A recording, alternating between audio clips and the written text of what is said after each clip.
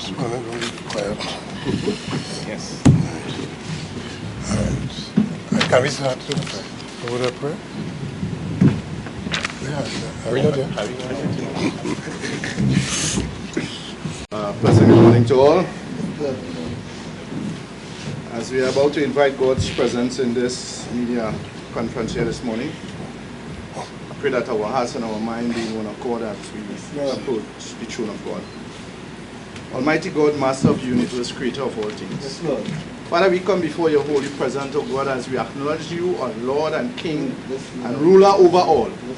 So this morning, O God, as we invite thy presence here, O God, as we are about to brief the country, O God, of our present position, O God, concerning, O God, the Patriotic Energy and Services, Technology Services Company Limited. Father, we pray, O God, that the words will go forth with might, with power, and with clarity, O God. And those naysayers out there, O God, the Sambalats and them, O God, Father, they will turn their heart, O God, and give the support, O God, to our organization that stands for justice in this land, that stands for, O God, a way of hope, O God, for Trinidad and Tobago, Heavenly Master. Father, we pray, O God, that you're going to use the President General this morning, even more than you have used him before, O God, that his word will surely touch hearts today, O God, in the name of Jesus. Father, we pray, O God, that as you have bring the media people here safely, O God, we pray that you will carry back them safe to the various workplaces, O God. And, O Heavenly Master, and what they will report, O God, will be the truth and nothing but the truth, O Heavenly Master.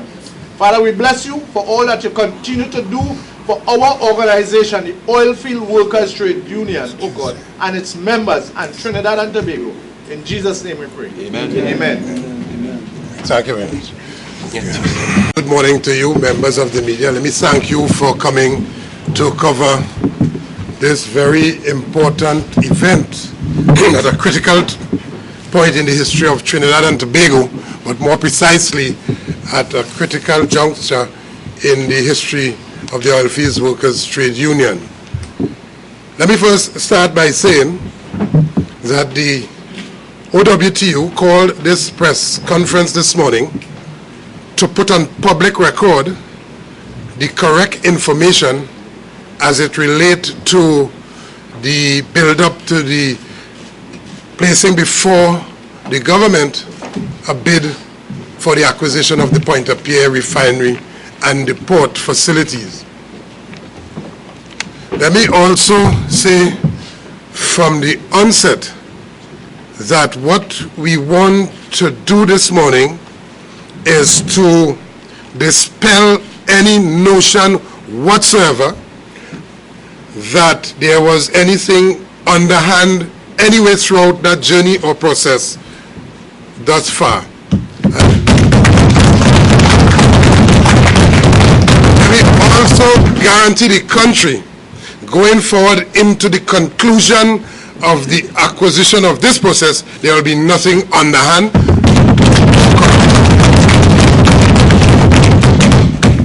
Let me also say that the OWTU would have won fair and square the right or the status of a preferred bidder for the acquisition of that Point-a-Pierre Refinery and the port.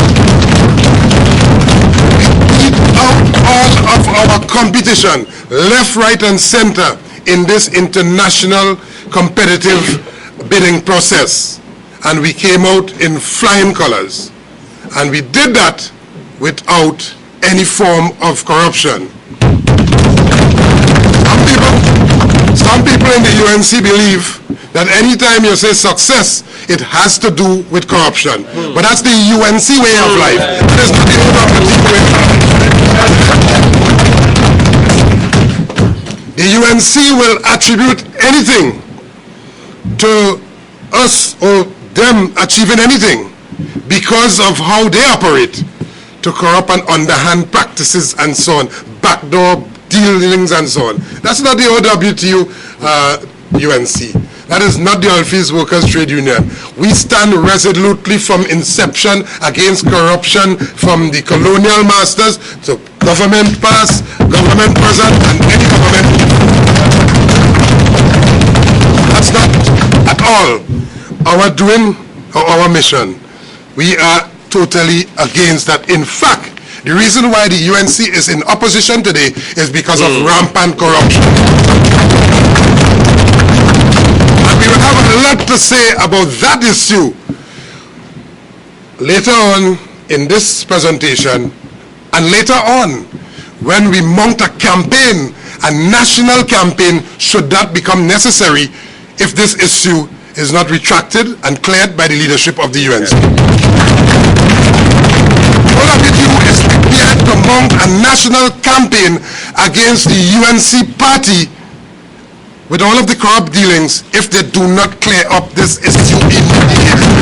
And let me say from the onset, I call on the leader of the opposition, Mrs. Kamala Prasad Bisesa, the Honorable Kamala Prasad Bisesa, to state clearly what is the UNC's position with respect to the OWTU's acquisition of the Point-A-Pierre Refinery and the port in the name of the people of Trinidad and Tobago. State your position. WYD, Kamala, tell the country, if you support it, tell us. If you don't support it, also tell us. Don't play no good cop and bad cop. While you say you support it, then you have in Monilal, on the other hand, attacking the OWTU. We consider that to have been a broad-sided and also a frontal attack coming at us from the UNC on Tuesday using the cover of parliamentary privilege. Abuse of parliamentary privilege. And before I go any further, I challenge Monilal to come outside the cover of Parliament and make all of those statements outside. Come outside. Let's step outside of the cover of the parliamentary privilege that was given to you for other purposes, for the purposes of the good of the country, and not for the mischief that it was used. Come outside, my brother, and we'll be waiting for you to deal with you. And may I also say, it is the same reason why in December of 2015, when lies and allegations and falsehood was made against myself and other members of the trade union movement, that is the same reason why we haul his backside to court, and he's now before the court to answer a statement that he had made. And the country perhaps didn't know, but this morning I want to inform the OWTU have taken Rudal Monilal to court for libelous statement he made against President himself in December in the run-up to their internal elections and so on. And I may also say that if it is you want to gain ground or you want to take over the leadership of your party, that's a matter for yourself. If it is you want to attack the PNM government, that's a matter for yourself. But leave OWTU.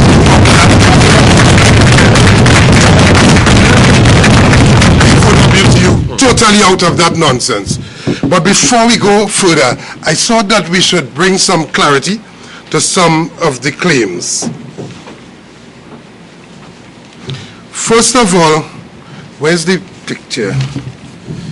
There's a picture displayed, and he has his cohorts, his people on social media. So while he speaks, he has his people on social media, and they are in the media too. They're in the mainstream media.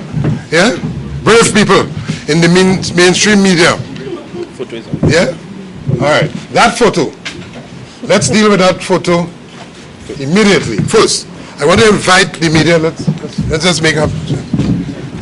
Let's just invite you. I want you to verify. Let's come.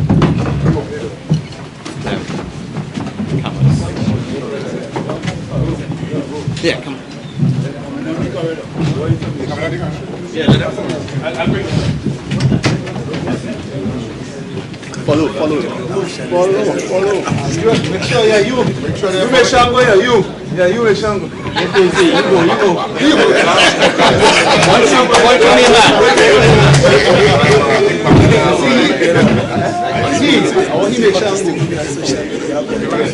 And any consultant that comes to you, let me ask you a question. If a consultant comes to you, a banker comes to you telling you that he has the ability to provide finances, and he produced a book that he wrote. Would you want to read that book? Huh? Would you want to read that book? This is the book in the picture. And Mr. Abdullah's purpose was witness, yeah, to the event. Yeah.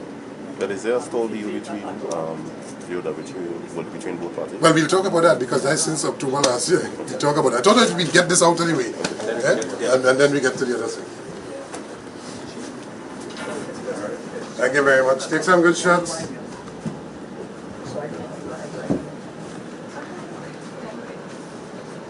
Hey.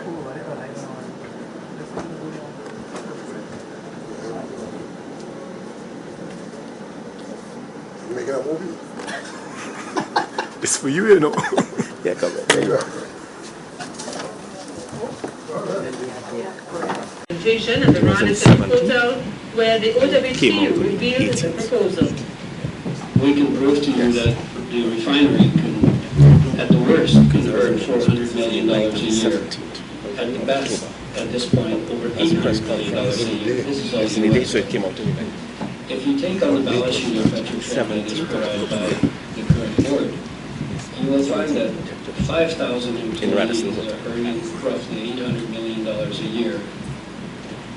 400 management staff are earning over $700 million a year. So let me leave the rest to your imagination.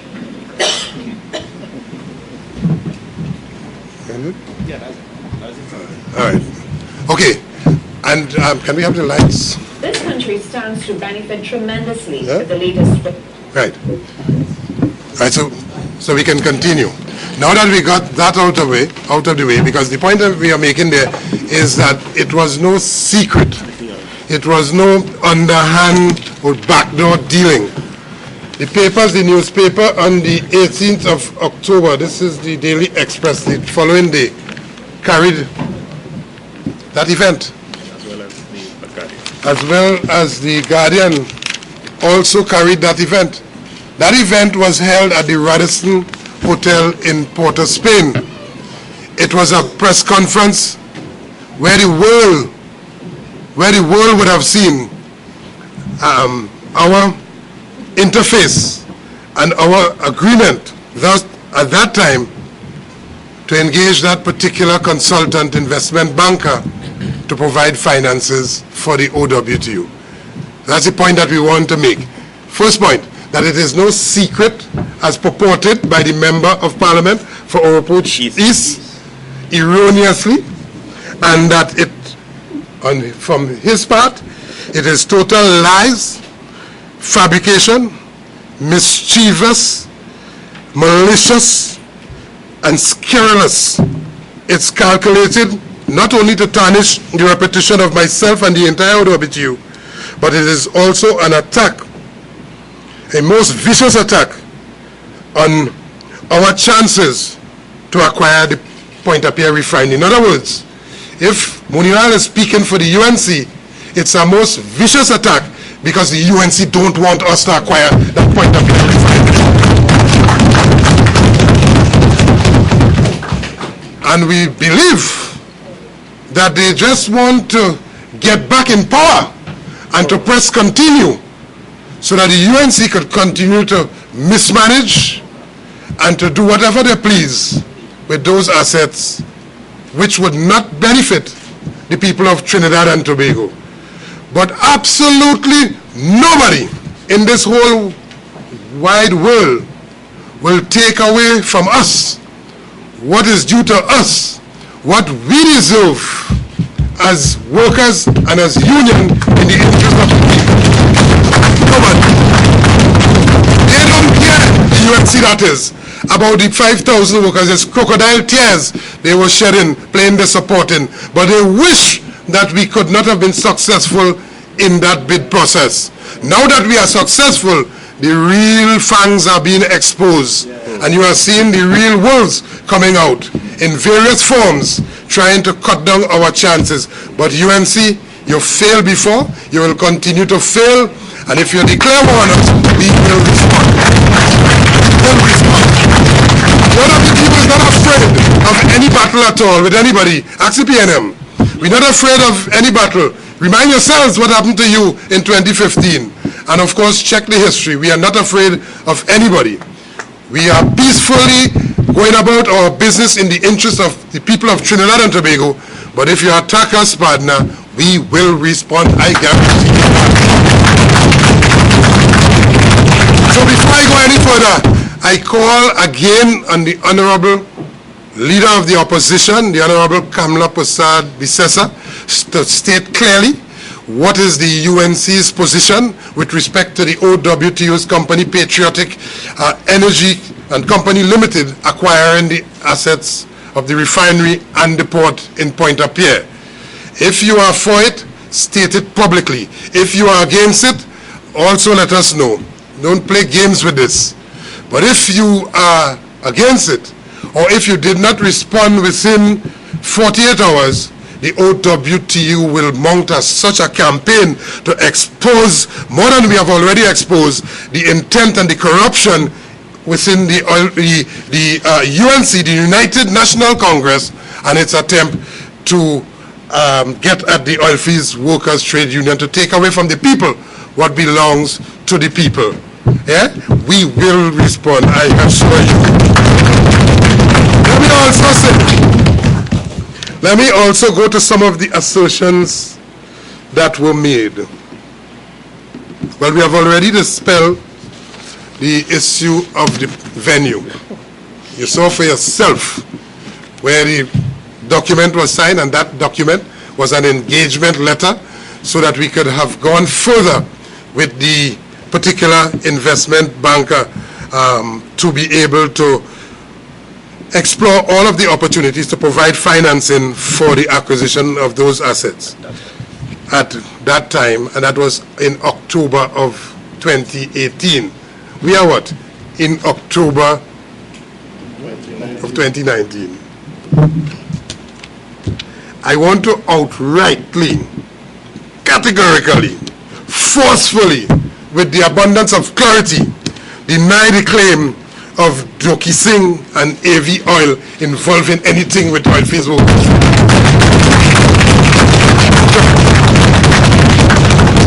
Our position on, what is his name? Doki Singh? Vidya Doki Singh, I can't even pronounce the man's name good. And ANV Oil has been made clear time and time again in terms of how the company operated. That's the Petrotrin operated, and who facilitated what. And that's as much I want to say about that this morning, except to remind all that our position, time and time again, have been made abundantly clear on our condemnation of a particular approach by Petrotrin to farm out and lease out the acreages and so on. So we outright condemn and deny with clarity the claim of Doki Singh and ANV Oil involvement in anything to do with us. Not only this, anything at all, anything whatsoever to do with the Oilfields Workers Trade Union, partner. Absolutely false. The claim that Sunstone is financing, Sunstone Equity, which is the firm, is financing the purchase of the refinery. When we engaged in that process last year, when you must recall, we first said we didn't want it because we were involved in a process of restructuring the company. In fact, the April 3rd agreement that we signed with the board was to facilitate the restructuring of the company. When we saw the imminent closure and we felt that it was going to go in the hands of foreigners or local 1% people, we felt that we should step up to the plate and provide the wherewithal to own those assets on behalf of the people of Trinidad and Tobago. And that we did. And we were contacted, we were inundated with contacts from all over the world, people all over the world coming to try to provide finances or financial assistance so that we could have that successful acquisition. From Canada, from United States of America, from the United Kingdom, from Nigeria, from Europe, from all over the world. The world is a global village. And when they saw that we were made that offer, we had people coming from all over the world. And we interviewed all of them that we could have physically interviewed, listened to them, and there were some of them that we felt that, okay, we can go with further engagement with, and Sunstone at that time was one of those bankers, investment bankers and financiers, providers at that time. That's October last year. It is like if somebody offered their house to buy, and I'll talk about house a little later on. If somebody offered their house to buy, and you go to the bank for a mortgage, so you go to Scotia want interest rate high. You can't deal with Scotia. You go to Republic Bank, them sticking. You go to First Citizen, well, there's more problems with that. They're giving you a run around. And the owner of the house might sell the house to somebody else. So you hardly have time. And therefore, you move from finance house to provide a financing for the mortgage for that property. And then you end up with what? TTMF. Yeah? So we started back in October examining the possibility that the Sunstone Equity could have supported us in the financing for the acquisition of the refinery and the port. And we realized no sooner than later than they could have not provided the finance for us. And therefore we parted ways last year, November of 2018. So since November of 2018 to now, we have had absolutely no dealings with Sunstone Equity. Of course, we would have had dealings with other financiers along the path, along the journey, but not Sunstone. So I want to come to this point to say that in our putting forward the bid, which was successful, it had absolutely nothing to do with Sunstone Equity. Absolutely nothing. Thank them for the support that we would have gotten from them that far, but they could have not gone any further given the requirement that we wanted at that point in time. So we parted ways back then. And let me also say that the union, had to pay for the services that were provided up to that point from Sunstone Equity. We paid monies in US currency for the services provided at that point. Because you would recall me saying just a while ago, we would have signed an engagement letter, and that engagement letter sets out that we have to pay for that type of assistance and support and advice and so on. And therefore, in October or November of 2018, since then, we have had absolutely no dealing. And the other point is that our bid, what is currently before the evaluation committee, has nothing to do with Sunstone Equity at all. Yeah? And in due course, the public will know exactly who are the financiers who are supporting the OWTU's company, Patriotic Energies, for the acquisition of those assets. We'll make all of that public. But you would appreciate that we would have given a 10-point requirement to satisfy, and we are working assiduously to satisfy those 10 points requirement. And therefore, in this period, because we would have signed non-disclosure agreement with current financing people, we can't expose it at this point in time. But when that all is said and done, and it has been exposed for the country to witness, it will have nothing to do with Sunstone Equity. And the country will see the lies and mischief that would have been perpetrated in the parliament a couple of days ago by the member for Oropouche East. Yeah? Yeah. But for him, the value of that is to stir confusion in the minds of the people. Despite the fact that 5,000 plus petrolstation workers were hurt, despite the fact that workers, some of them died, despite the fact that you had a couple of them committing suicide, despite the fact that people lose their houses and so on, they don't care about that. They don't want the petrolstation workers to be employed. What they want is you to be unemployed and to be vexed with the PNM. That is what they want. Well, we vex with the PNM too, you know. We've actually begun to.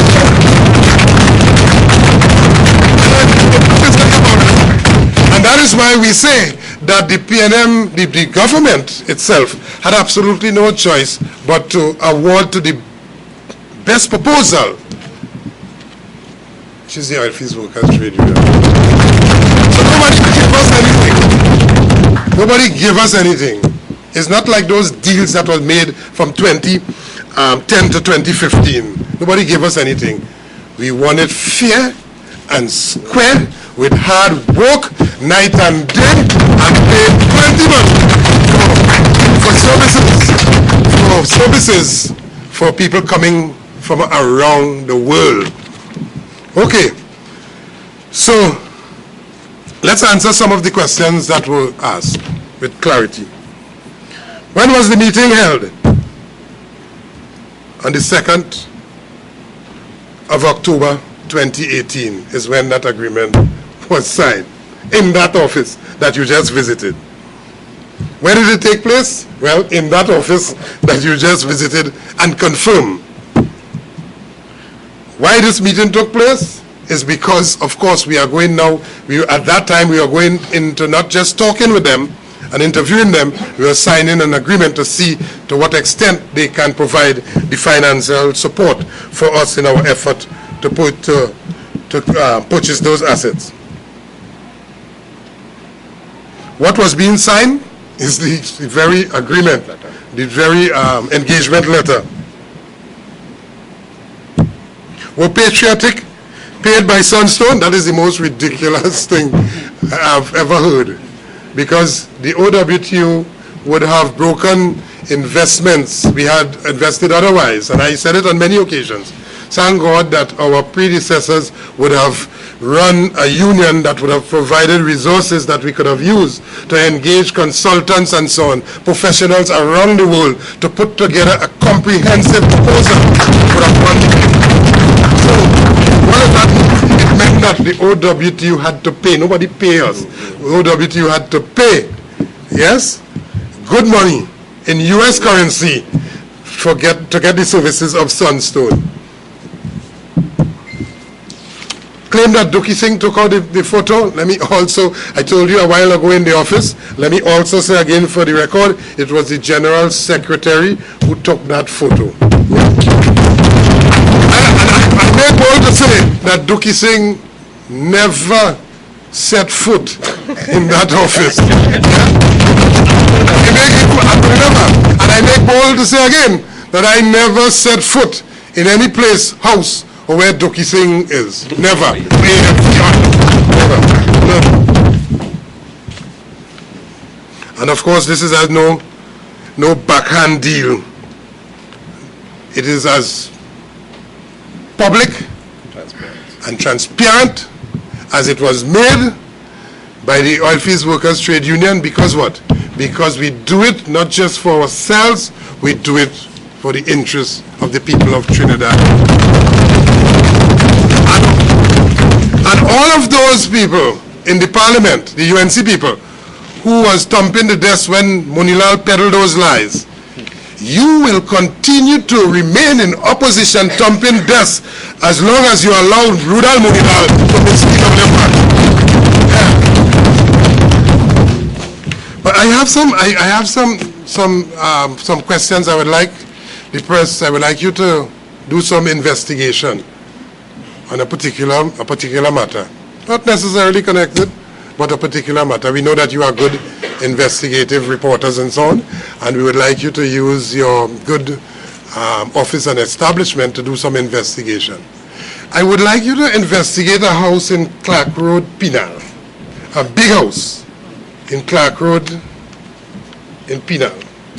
We'd like the media to investigate a big house that spans almost a block in Gulfview Drive. And investigate who are the owners of that macro building.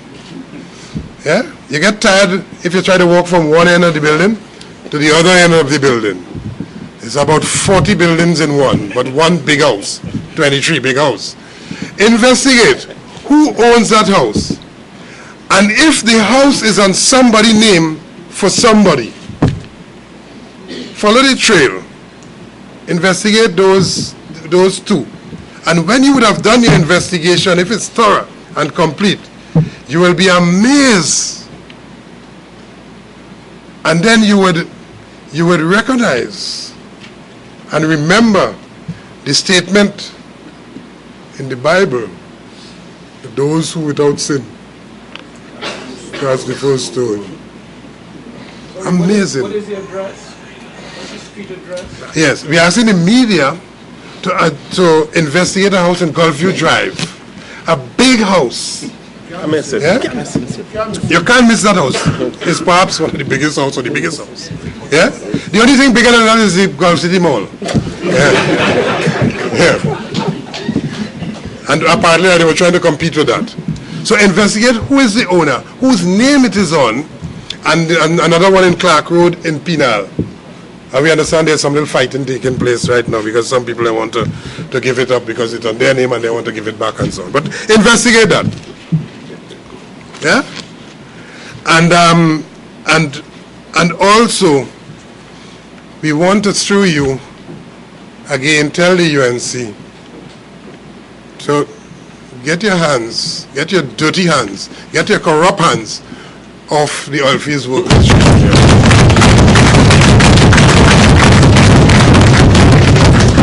Corruption and the OWTU does not even reside in the same sentence. Corruption and OWTU does not even reside in the same paragraph.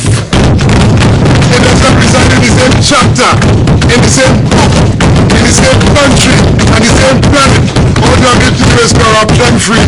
That is why we have the moral authority to point out all of those who are corrupt. And that is why we'll make friends and enemies. When we point out corrupt people on one side, the other side laugh. When we point out the corrupt people on the other side laugh.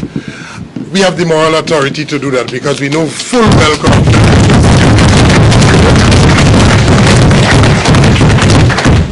And also, another thing to do, because we were in contact with some builders and some workmen, some construction workers, who were telling us that some houses somewhere now, that they had to build compartment in the walls, which compartment is where money is stored, dollars are stored.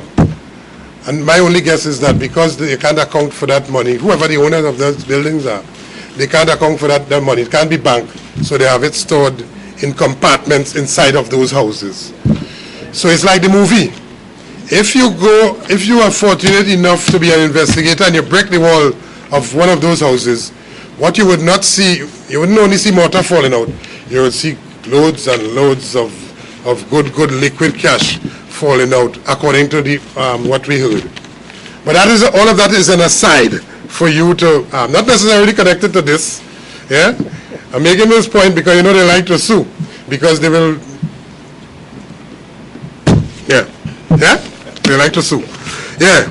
So my point here this morning is that what was told to the country is lies, misinformation, and it was maliciously done under the cover of parliamentary privilege. We condemn that outright. And I recall it is not unlike when the leader would have used the same parliamentary privilege to malign this same person, myself, back when she was the Prime Minister. So it is no changing of game from then to now. What I want to tell her is that if the call was genuine about a month or two ago, that the trade unions should come together with her party, well then that fell flat, because we are now seeing the true beast face of the UNC being exposed as hypocrisy, and therefore it's a good thing we did not respond to that deceitful call back. But we have enough information because we will revisit Petrotrin and the role that the former minister would have played, Minister of Energy would have played, the role that the former Minister of Finance would have played under the UNC government, the role that the Prime Minister would have played, all of them, the role that they would have played, which contributed to the demise of Petrotrin. Yes, it didn't start with them, it started with Jones. Malcolm Jones, but it continued to accelerate under the UNC government. That's the performance, the bad performance of Petrotrin. And therefore, we have enough information. We think we can mount a national campaign to expose them. But I am giving the leader of the opposition an opportunity to declare your hand to the country. Are you supportive or are you against the Oilfields Workers Trade Union acquiring those assets? The OWTU don't really pick fight with anybody, you know, but we are not afraid of any fight at all, at all, at all, at all.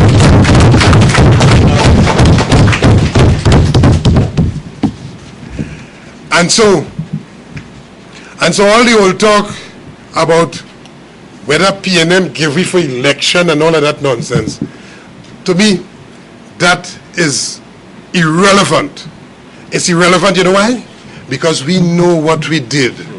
It's irrelevant, you know why? Because we felt that those workers were unfairly and unjustly treated. It's unfair. You know why?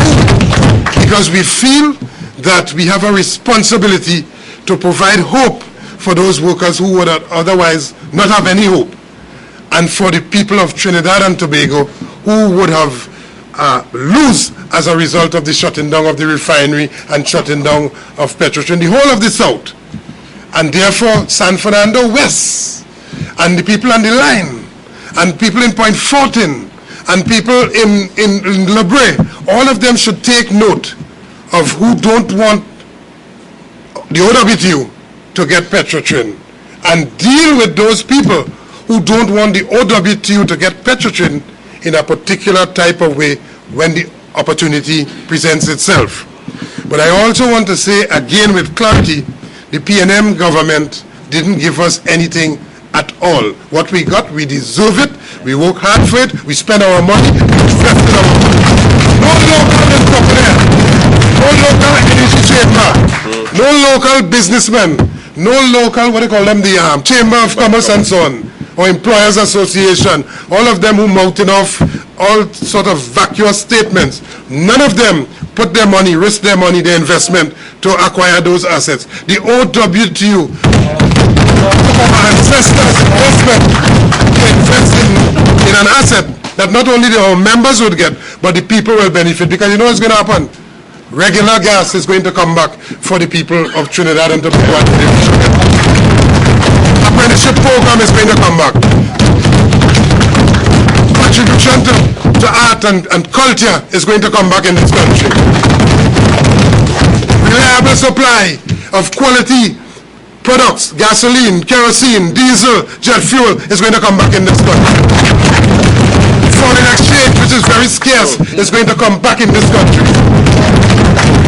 All of the above would not have happened had a foreigner won this bid. So what, the UNC want a foreigner to get what you, the people of Trinidad and Tobago, supposed to get? Or the UNC want to, when they come back, to just press continue and to continue where they left off? No, no, no, no, no. Not if there's an Oilfields Workers Trade Union.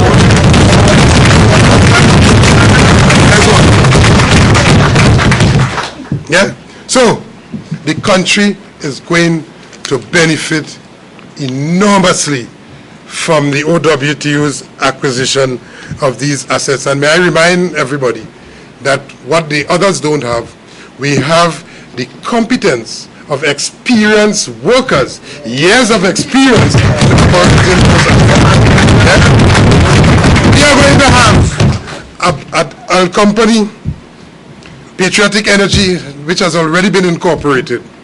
It's not going to be run by myself. Let me just clear that up again for those who can't understand it. The President General, myself, of the OWTU is not going to be in any office of Patriotic or any position in the management of Patriotic.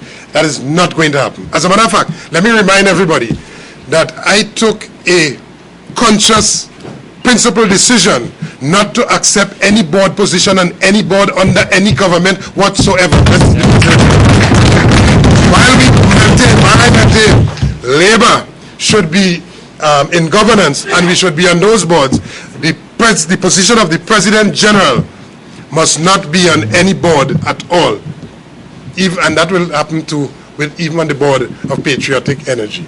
So the company will have its own experienced, competent management at the top, coming with a lot of years in refinery upgrade, refinery turnaround, refinery operation, marketing experiences and so on.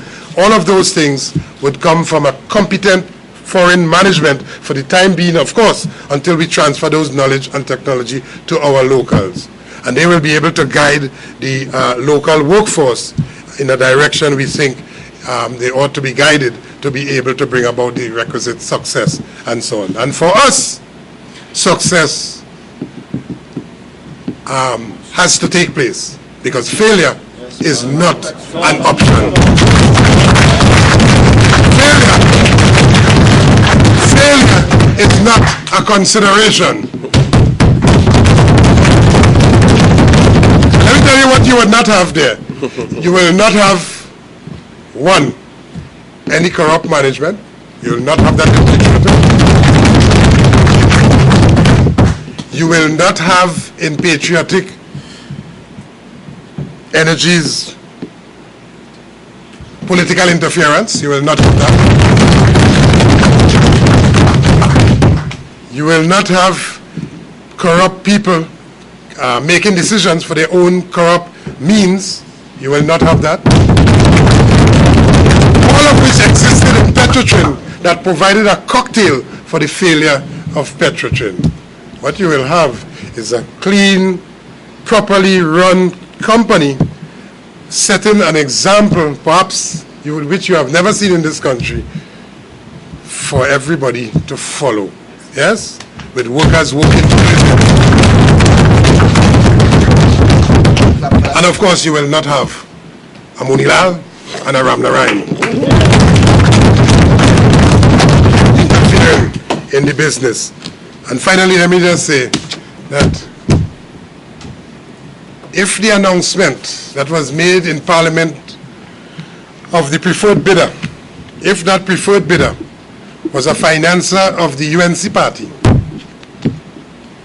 or somebody related to the UNC, we would not have had all of these misstatements and lies and so on coming from people who are supporters of the UNC. That would not have happened. But because it's the OWTU, they feel they can wrest control out of the hands, wrest those assets through their underhand propaganda out of the hands of the OWTU. We are up to the task. We have always been up to the task. We are in the oil business and the refining business since inception. If there is anybody know about refining and oil producing in this country, it's the Oilfields Workers Trade Union. If there's anybody know about corruption in Trinidad and Tobago, it is the United National Congress.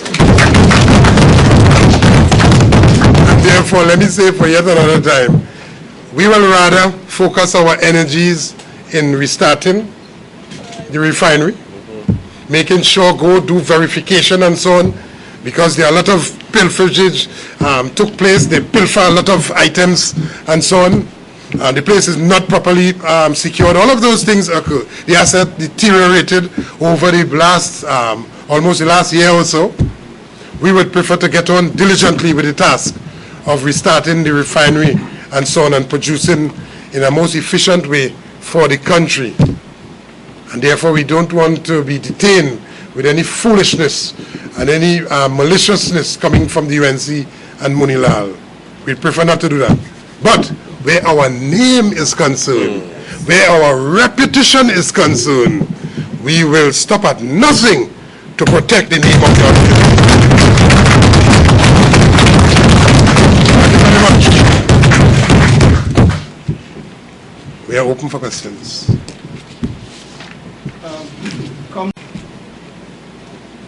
I want to ask you first of all, what's the status of the bid that the OWTU made in terms of the 1 month deadline that the government gave for the receipt of that proposal? Yeah. Well, we are in the process of putting together the response to all of the points of requirement that they would have given us when that announcement was made. And so I can assure you right now, our team is working diligently. As a matter of fact, the consortium, members of the consortium, the majority of them would have been in and out of the country since we would have been given that mandate to provide that response. And in due course, when that time expires, or perhaps even before that, we will be able to respond, and of course the country will be made aware. We are working diligently to provide the response on all of those 10 points, and you could refresh yourself as to what those points are. And when does that 1 month period end? It ends on the 4th of November, because while the announcement was made at that time, the point at which we engaged was not on that date, and therefore on the 4th of November we would have already beat the deadline, or we would have submitted our response to all of those 10 points. But I also want to go back to, it is important that the assets that we are talking about, that you know exactly the present condition of those assets. Those assets are not in a good condition. If you have a vehicle that is operating and the vehicle needs some repairs, but it's operating, but you shut down that vehicle, rest assured, it will not be, 1 year later, it will not be in the condition that it was when it was working. And therefore, it would have deteriorated. So you would have to, before you sell it, you have to check to see if your battery, your alternator, all the electrical parts, your pump, your water pump, your engine, if it's turning over, if it seized, and so on. And so those are part of the process. And the acquisition of assets of that nature is a very complex procedure. And that is why perhaps people thought that we would not have been successful. It's very complex, both in terms of the activities, to know exactly what you are talking about, and also in terms of putting together a financial package to be able to finance it, and to look at legacy issues, how you treat with legacy issues that you ought not to bring onto you as you acquire those assets. So there are a number of issues, and I don't want to go too much further into some of the discussions that are currently underway in fear of breaching the non-disclosure agreement. But suffice it to say that it's a complex procedure, very, very, very complex. The activities to do turnaround is also a very complex exercise. To do inspection on all of those plants, to make sure that you inspect them, to do the necessary repairs, so that when you complete the turnaround and you start up the plant, it wouldn't be back off the following day. You will have the type of reliability to have continuous service of the facility, so that we can provide product to the nation in a reliable way, and to our customers and so on in the region and the extra region and so on. But all of that takes time and due diligence and so on, and competence to be able to effect those types of repairs. What they were doing before is a type of slipshot repairs, employing their partners as contractors and subcontractors and so on. And what that resulted in halfway repairs, partial repairs in certain areas and so on, and where once the plant were up, we could not get the type of reliability. And I also want to say to you something which you should know, is that for any financer, the financer would really want to know that you have an asset that can produce a product that would make revenue to be able to pay the type of loan and to stick to your loan agreement and so on. And therefore, all of those things have to be fed into the financials to be able to satisfy those who are prepared to back us in this exercise. So it's not an easy thing. We didn't put in an application somewhere and sit idly by and wait for our names to be called at some point. No, that is not it. We work night and day, because we were engaging people across the world in different time zones to be able to talk with them at all hours of the night, to be able to put together that comprehensive proposal. Some of them we had was to disregard when we recognized that they couldn't go the distance required. Some of them likened to the situation with Sunstone Equity. They just couldn't go further. They expressed an interest, but they couldn't go further.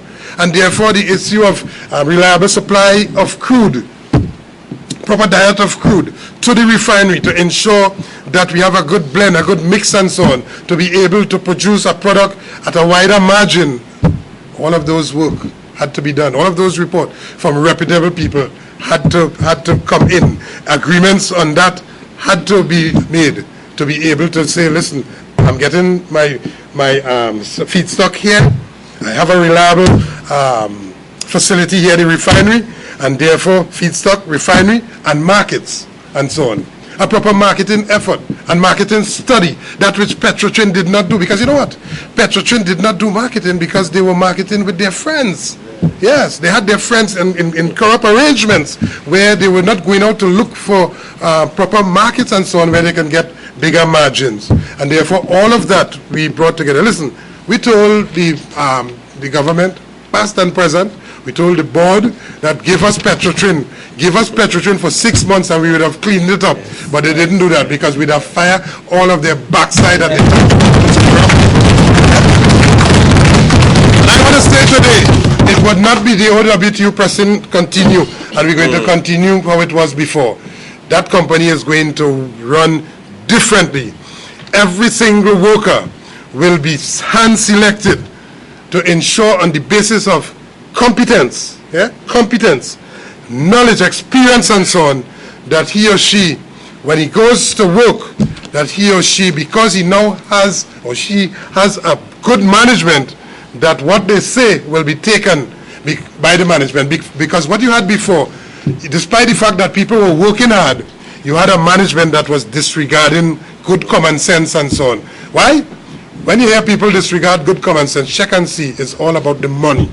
It's all about the money. It was always all about the money for people who were sent there by letter, by the politicians and so on, and to feed back to the party, to finance the party. That happening in a patriotic. And let me tell you, the name patriotic was not chosen by guess or ad hoc. It is the greatest act of patriotism that the Oilfields Workers Trade Union would have taken its finances, its investment, brought on by its founding fathers and the past leaders of this union. We could have said that, listen, we ain't spending no money, we want to be conservative because thing hard, we lost members, we lost revenue, we ain't spending no money. We didn't take that approach. We said we're going to invest in the future of Trinidad and Tobago. Thank you. Mr. Roger, on the issue of money, how much money did the OWTU spend getting legal, technical, financial service and other services? Well, we're still spending it, and at the end we will give you, I can tell you, it's a hell of a lot. There's no little pretty penny. It's plenty more than that. And we saw it as an investment. So we would provide those things because, I mean, our members at the level of the General Council would have given approval to us to do that. We are a democratic organization, and when we brought this before, the executive brought it before the General Council recognizing the need and recognizing the role that OWTU plays in this, has played in the history of this country and continue to play in this country, our General Council would have given full approval for us to continue to spend the union's money towards the acquisition of But those figures are well before, though I'm not telling you it, the General Council is well aware of it. That's internal for the time being. But at the end of it all, we really want the country to know that, listen, we spend some good money for this. I can tell you, I'm sure there's no chamber, no energy chamber, all of those volunteers who make all of those commentary, all of those scribes, and you know some of those scribes, Mr. Wilson, some of those scribes who write against us, who write to condemn us and so on, none of them put their money where their mouth is. All of them just making vacuous statements and so on, and misinforming an already misinformed public. Yeah, and that's our role, to inform and to educate and to mobilize and so on. What's the OWTU's relationship with Mark England?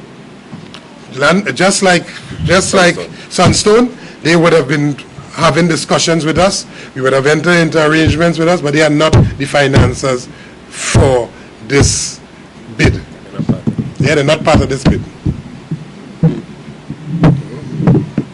So we have spoken to many people. Mr. January said you're not identifying as yet who this financier is. Oh no. Mr. Murila would have raised some questions questions about Sunstone, saying that company was only set up a couple of years. And in fact, the CEO was a political economist, has written a book or two. So he was bringing into question, the expertise of this group you all would have had discussions with. Can you at least say the kind of experience, maybe even narrow the country down as to where the financier is from? Oh no! Oh no! No, I saw where you're coming from with that. But no, just a little patience, because we don't want to, in the midst of not closing out on this arrangement, to really say it. But I can tell you, it has nothing to do with what Munilal said. And Munilal has no experience or expertise to comment on anybody. No, he has one expertise. Yes, and I think it can be found in the third letter of the alphabet. Yes, that letter begins the description of the expertise that he has. One expertise. Yeah. Mr. Roche, with the Patriot coming on board, with the union, OWTU will be a part with the members of staff will be represented by the OWTU. What is it? Say that again? The company you all bid for, with OWTU be representing the workers of course.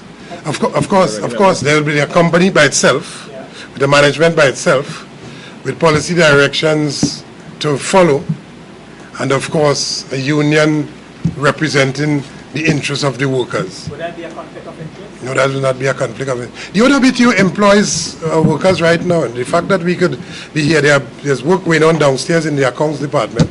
There's work going on in the labor relations department. There's work going on in our Port of Spain office and our education and research department. All of those are paid employees, and those are members of the OWTU.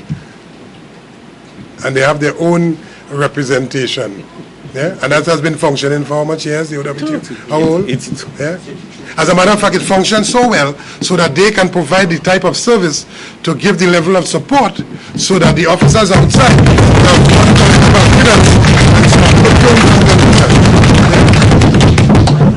it's a good model. When would your term be expired? Why you want to do that? You want to run for president? Let me just say. My term will continue long after all the elections that are coming up. Yeah?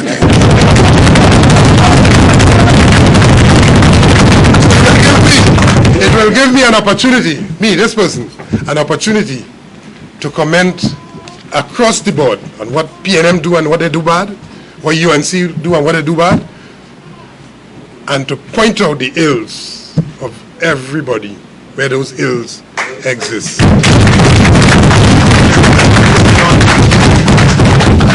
So I'll be here, yes, once the Father in heaven continues. Allow me. They've spoken about, they were against the reduction in staff with, the closure of the refinery. Sorry, I'm a little unhappy with that. Is it that with the restart on the Patriotic, we're looking at the same kind of staffing? I know you said you're looking based on experience for employees. Can you say former Petrogen employees will be preferred under the new company? Well, first of all, let me just ask. We are finished with Munilal, right? Yeah. And you're convinced that it's nonsense and it's malicious and all of that? I have your side of it. Yeah? But in the face of facts. In the face of facts, I'm very serious about that. You visited the office, you saw and you verified that the picture was taken there.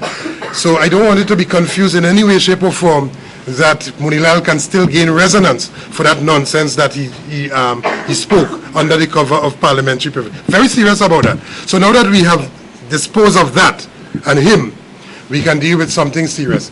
In terms of the numbers of staff, we were in a process of engagement under an agreement called the Memorandum of Agreement dated April the 3rd. And we were looking at the issue of staffing arrangements and so on, restructuring the company, looking at making the company more focused and in particular areas to be able to deliver. And that exercise would have seen us determining exactly what are the numbers.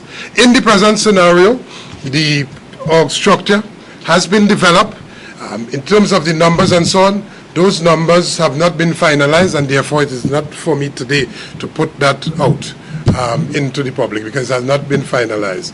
But rest assured, it will be an organization that has the capacity to deliver on the reliability that the refinery needs to give the type of reliability for the products that the country needs. That is going to happen. Yeah? Mr. Roger, you've said on a number of occasions this morning that the government did the OWTU no favor. You're correct. But in fact, the government, in the announcement by the Minister of Finance on September 20th, 2019, the announcement was that Cabinet had agreed to give extended terms with regard to the $700 million quote-unquote upfront payment. 3-year moratorium on interest and principal, and then a further 10 years to come good on that 700 million US. So, can you revisit your previous statement this morning about the government not giving the OWTU any favors in the context of that extended period to repay? Yeah, well, first of all, I cannot say exactly what were their consideration, but I can tell you that if I'm to hazard a guess, I would say that they know full well the extent of the condition of those assets in point of peer. And therefore, the point I was making to you, if you are selling a vehicle and you know in your heart that you park that vehicle down for 1 year, and alternator bad, engine can't turn over, oil pump need changing, radiator leaking, you know that, shocks bad, it can't start. What you might very well say to the person who buying that vehicle to put it on the road as a taxi, listen, fix it, they see that money, fix it, and when you start to make money as a taxi, then start to pay me. Yeah?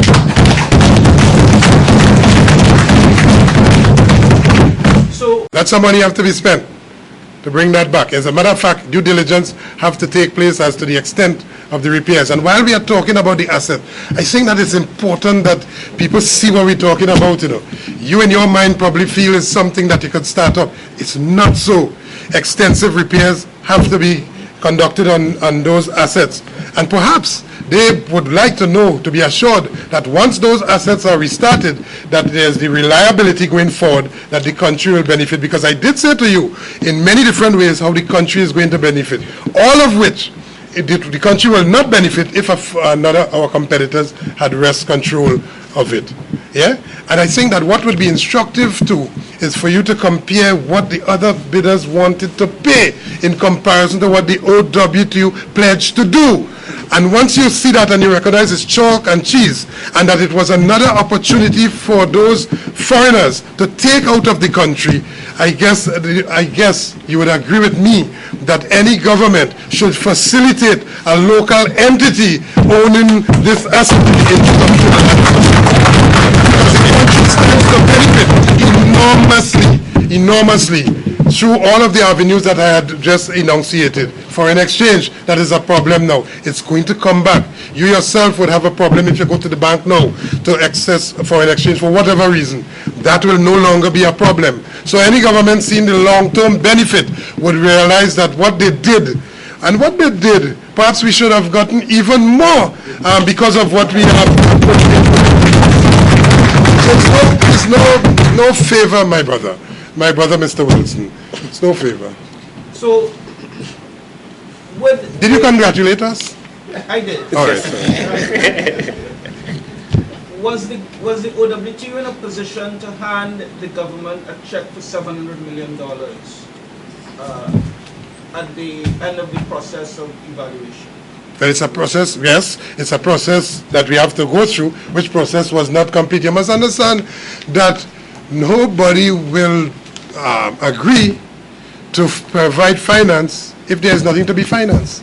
And therefore, the first step is that, listen, I come to you now and say, well, look, this is the agreement, I'm the preferred bidder, and therefore, let's provide the finance. Yeah?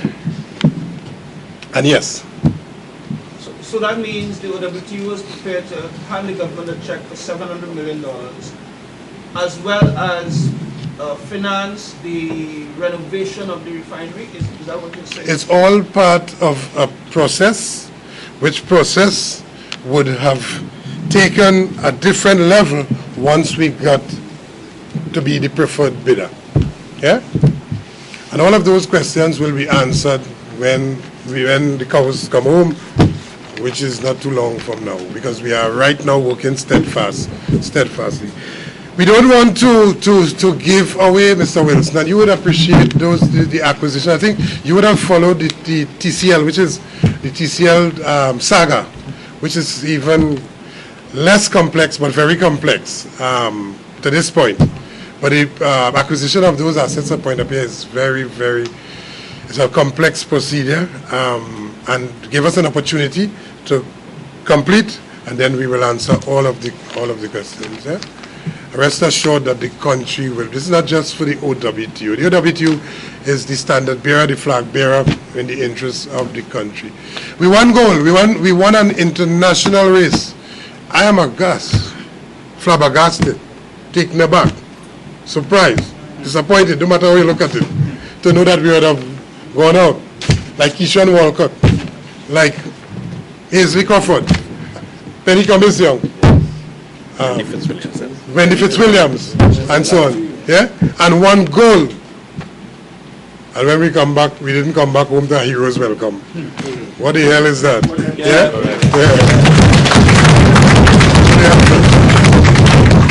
All kind of 2x4 people who will stand to benefit, punching hole at the gold medal that we come back with. But you know what? We don't really study nobody like that, you know. We remain focused. So we won gold, and we will win gold again and again and again, back home, again, and refine products. And we will go again for yet another time, inscribed indelibly into the history books of our beloved Trinidad.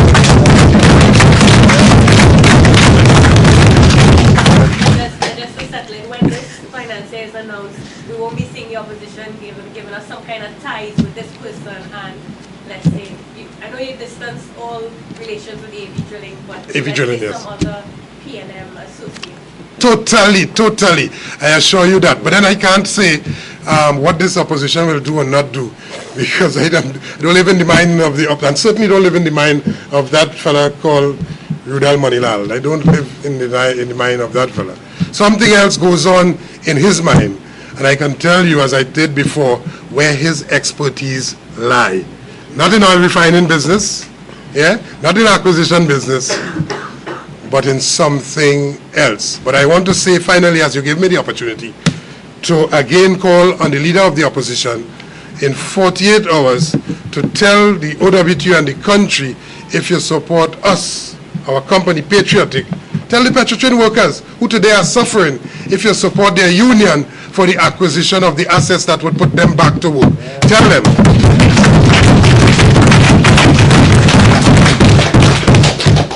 Yeah? And if we don't get that, we would have considered the statement made by Rudal Munilal, the Honorable Member for Oropoch East, the statement which was made, the erroneous and malicious statement that was made in the Parliament on Tuesday. If we do not get a response, we will consider that to be representative of the UNC's position. And further, we will consider that to be a declaration of war against the Oilfields Workers Trade Union and the acquisition of the refinery.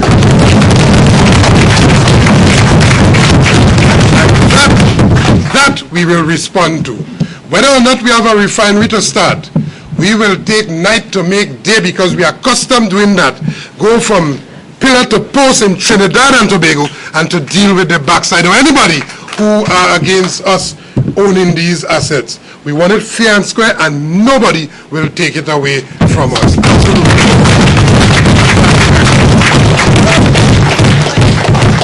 Even in his statement, Mr. Munila would have said they are happy that they would have... That's factuous.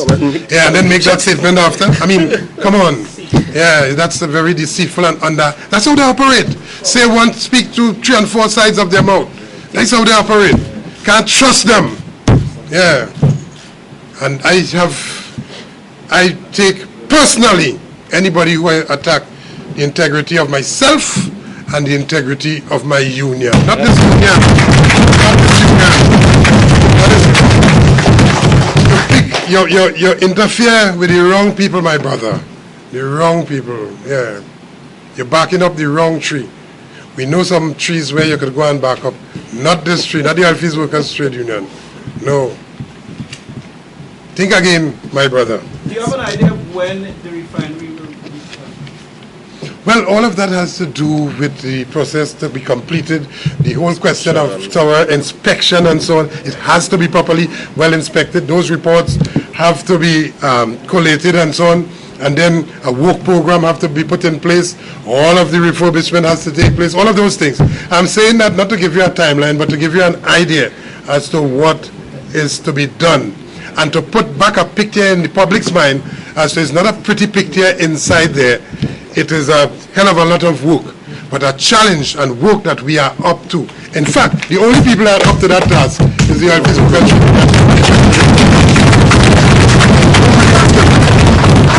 Nobody. Yeah? So we want to thank you very much for coming to cover this installment. I say installment because we're waiting for them with some other installments. Yeah? We have some information that we'd want to also make public and ask questions, but we're waiting for them. And as I said, we'd prefer, do that work. But even that work wouldn't prevent us. As important as that work is, it wouldn't prevent us from mounting a platform, or many platforms throughout the country, to deal with those who are against us, to deal with deceit and underhandedness and so on. The petrotrain workers, may I say again, must be saluted. The petrotrain workers were demonized, but those workers gave their all to Trinidad and Tobago. This morning I attended a service, an annual memorial service. And you know what that was about? Do you know what that was about? We speak here in abstract, we're in a calm environment here.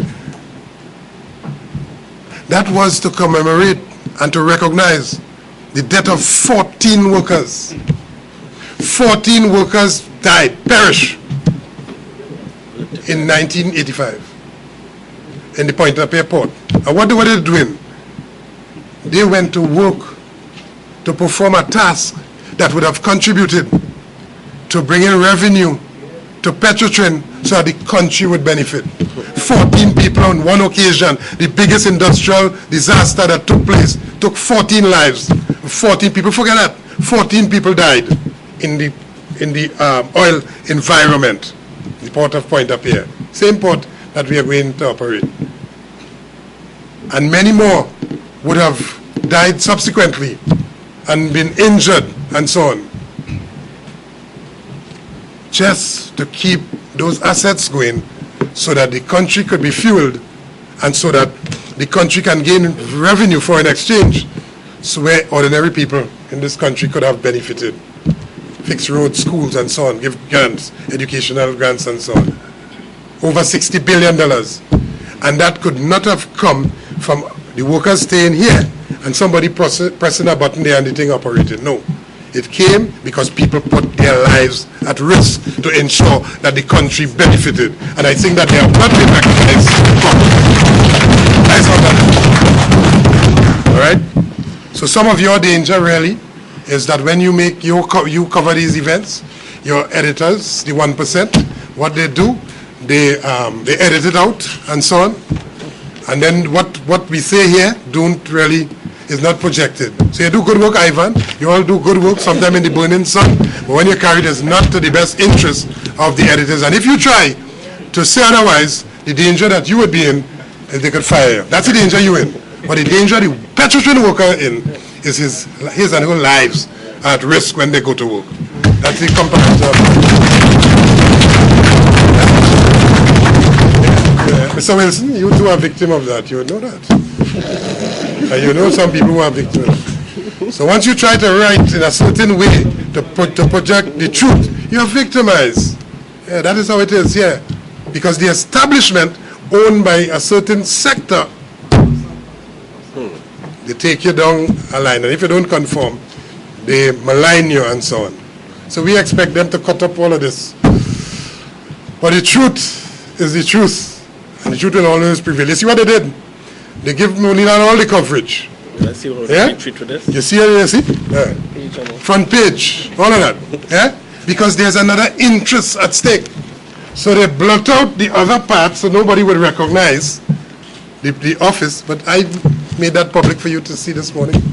That's how they do, subliminally and so on. We know the game. Yeah. Oh, you know the tricks and fake news. Yeah. But thank you very much for covering the real facts as it relates to this. We are unfazed, but we are focused, and we are prepared to deal with anybody who come in our way as we go forward ever and backward never.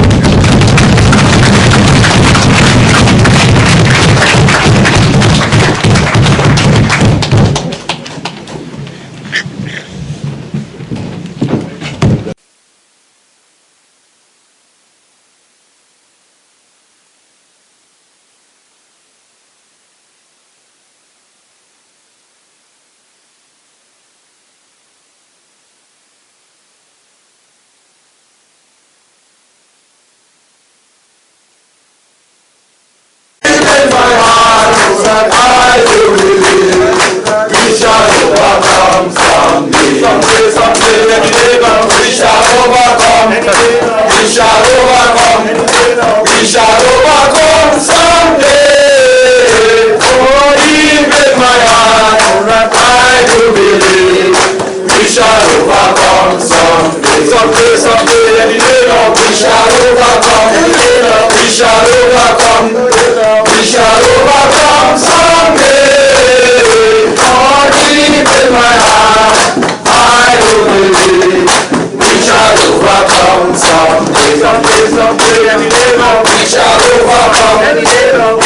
overcome.